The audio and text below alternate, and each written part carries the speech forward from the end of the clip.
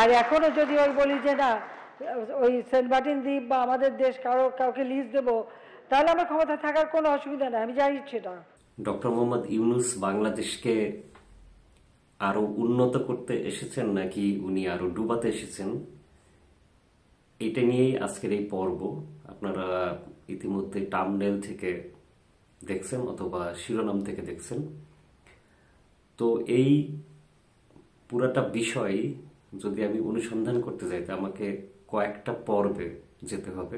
2017 সালের 27শে এপ্রিল বাংলা ট্রিবিউনে একটি সংবাদ প্রকাশিত হয়।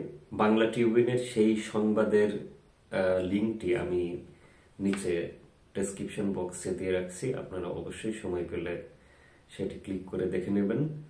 এখনো এই সংবাদটি আছে, এখনো ডক্টর মোহাম্মদ ইউনূসের চোখে পড়ে নাই বিধায় আমি দ্রুত সেই সংবাদটি অর্থাৎ বাংলা ট্রিবিউনের সেই সংবাদটি কপি করে নিয়েছি, প্রিন্টও করিয়ে নিয়েছি, কারণ বলা যায় না যে যে কোনো মুহূর্তে এই সংবাদটিও এই কন্টেন্টটি প্রকাশের সাথে সাথে ভ্যানিশ হয়ে যেতে পারে।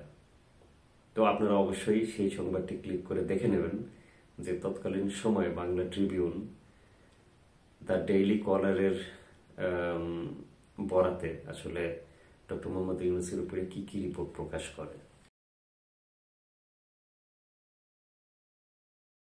এখানে দেখা যায় যে তারা দ্য ডেইলি কলারের সূত্র ধরে বলতেছে যে 2010 থেকে 2012 সাল এই সময়কালের মধ্যে তৎকালীন স্টেট ডিপার্টমেন্ট এবং হিলারি ক্লিন্টন কয়েকবার সজীব ওয়াজেদ জয় অর্থাৎ প্রধানমন্ত্রী শেখ হাসিনা পুত্র সজীব ওয়াজেদ জয়, তারা হুমকি দেন যেন সজীব ওয়াজেদ জয়ের মা অর্থাৎ প্রধানমন্ত্রী শেখ হাসিনা খুব দ্রুত প্রফেসর ডক্টর মোহাম্মদ ইউনূসের উপর থেকে সকল ধরনের অভিযোগ বা অনুসন্ধান প্রত্যাহার করে নেন। বুঝেন বিষয়টা।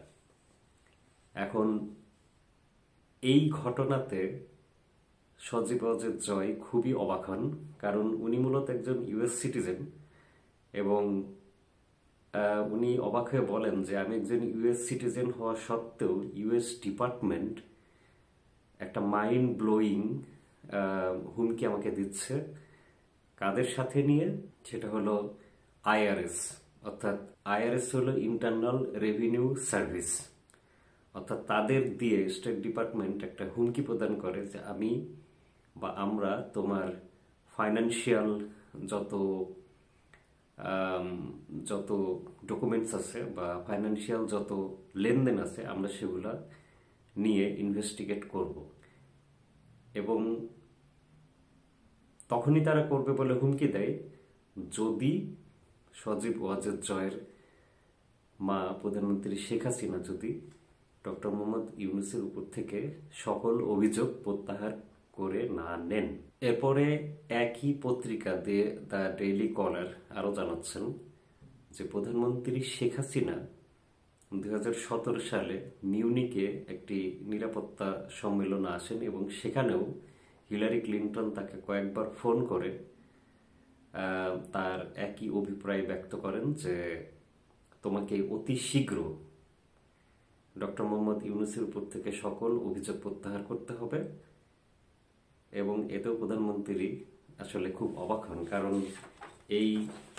কারণ হলো এই টোটাল বিষয়টা বাংলাদেশের সম্পূর্ণ অভ্যন্তরীণ বিষয়, যেখানে ইউএসএ নাক গলাতে শুরু করেছিল। এই একই সময়ের মধ্যেই মূলত পদ্মা সেতু নিয়ে প্রায় $1.2 বিলিয়ন যেই লোন প্রজেক্টটি সেটি ওয়ার্ল্ড ব্যাংক বাতিল করে দেয় এবং তৎকালীন পররাষ্ট্রমন্ত্রী দীপু মনি সন্দেহ ব্যক্ত করেন যে ডক্টর মোহাম্মদ ইউনূসের উপরে চলা তদন্তের কারণেই মূলত ওয়ার্ল্ড ব্যাংকে ইউএস স্টেট ডিপার্টমেন্ট হুমকি প্রদান করে এবং তাদের চাপে ওয়ার্ল্ড ব্যাংক মূলত বাংলাদেশকে এই লোনটি দিতে অপারগতা প্রকাশ করে। এটি প্রধানমন্ত্রী শেখ হাসিনা বহুবার বলেছেন যে আমি আমার দেশকে বিক্রি করে কখনোই ক্ষমতায় বসবো না। তো হয়তোবা উনি যদি ওই সময় তাদের কথায় রাজি হতেন, অর্থাৎ ডক্টর মোহাম্মদ ইউনূসের উপর থেকে আরোপিত সকল অভিযোগ প্রত্যাহার করে নিতেন, তাহলে উনি নির্বিঘ্নে নিশ্চিন্তায় ক্ষমতায় টিকে যেতে পারতেন। এবং এই সময়কালীন সময়, এই যে একটা 2010 থেকে 12 সালের কথা বলতেছি, এই সময়ের মধ্যে ডক্টর মোহাম্মদ ইউনূস 3বার হিলারি ক্লিন্টনের সাথে দেখা করেন এবং এই সময়ের মধ্যেই সজীব ওয়াজেদ জয়কে হুমকি প্রদান করা হয় এবং এবং প্রধানমন্ত্রী শেখ হাসিনাকে হিলারি ক্লিন্টন ফোন করেন এবং সর্বশেষ বাংলাদেশের উপরে যেই খড়গটি নেমে আসে বা বাংলাদেশকে যেটি আসলে ক্ষমতা বলে শো করা হয় যে ইউএসএ চাইলে ওয়ার্ল্ড ব্যাংক তার ঋণ বন্ধ করে দিতে পারে এবং সত্যি সত্যিই $1.2 বিলিয়ন যে ঋণটি বাংলাদেশকে দেওয়ার কথা ছিল সেটি আসলে ওয়ার্ল্ড ব্যাংক আর দিতে রাজি হয় না, অর্থাৎ সেটি ক্যান্সেল হয়ে যায়। পরে মূলত প্রধানমন্ত্রী বলেন ঠিক আছে আমরা নিজেদের টাকায় পদ্মা সেতু করব। কেন এই কথাগুলো বলা? আসলে এই যে আপনারা এখন দেখেন যে ডক্টর মোহাম্মদ ইউনূস ক্ষমতায় বসে আছে, আওয়ামী লীগের উপরে অনেক ক্ষোভ, স্বাধীনতা বিরোধীদের সাথে নিয়ে উনি এই সাম্প্রতিক কালে এক প্রকার লেলিয়ে দিয়েছেন জানি সকল আওয়ামী লীগ কর্মী বা সকল ছাত্রলীগ কর্মীর বা এমপি মিনিস্টার যার যেখানে পাশে আছে সব ভেঙে গুড়িয়ে দেওয়া হবে। এই ক্ষোভটা আসলে ডক্টর মোহাম্মদ ইউনূসের কেন ছিল সেটা যদি আপনি আরেকটু ইনভেস্টিগেট করেন তাহলে বুঝতে পারবেন যে আসলে ক্ষোভের কারণটা কোথায়। তো এটাই শুধু আসলে 1 নম্বর কারণ না, এখন উনি already doctor Mohammad Yunus already ক্ষমতার মসনদে বসে আছেন এবং যা খুশি তাই করতেছেন।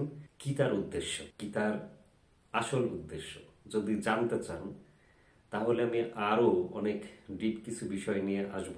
আপনারা অবশ্যই তার আগে এই ডেসক্রিপশন বক্স থেকে আমার অনেক পুরাতন একটা ভিডিও বা অনেক পুরাতন একটা কন্টেন্ট আছে সেটা দেখে নেবেন, তাহলেই বুঝবেন যে আসলে ডক্টর মোহাম্মদ ইউনূসের ক্ষমতায় থাকার এই লোকটা কেন, কারা আসলে তাকে ক্ষমতায় বসাইছে, এর পিছনে কি উদ্দেশ্য ছিল। ইতিমধ্যে ইনভেস্টিগেশন হচ্ছে, ইতিমধ্যে আপনারা অনেক জায়গা থেকে জানছেন। আমি এগুলো আমি এই বিষয়গুলোই আর একটু সহজভাবে আপনাদের সামনে তুলে ধরার চেষ্টা করব। তো আপনারা সবাই ভালো থাকবেন, সুস্থ থাকবেন।